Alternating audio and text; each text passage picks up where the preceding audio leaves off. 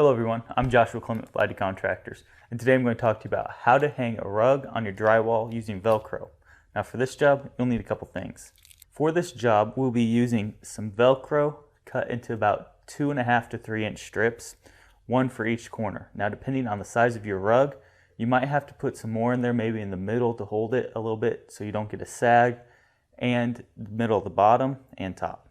We're using a self-adhesive Velcro, that way we don't have any stitching or any nails put into our drywall.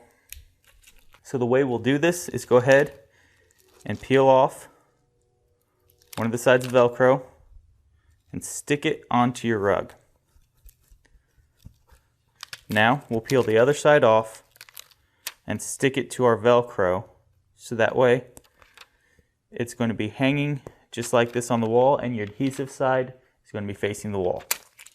We'll do that on all 4 corners.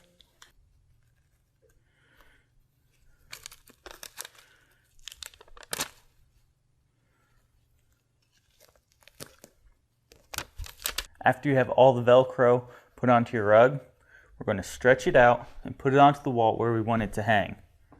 So we want to put the top up first, put it on there, and press it so that adhesive sticks to your drywall. Come over, you can smooth it out a little bit, do the same thing on the other side. Now we'll hold it in the middle here.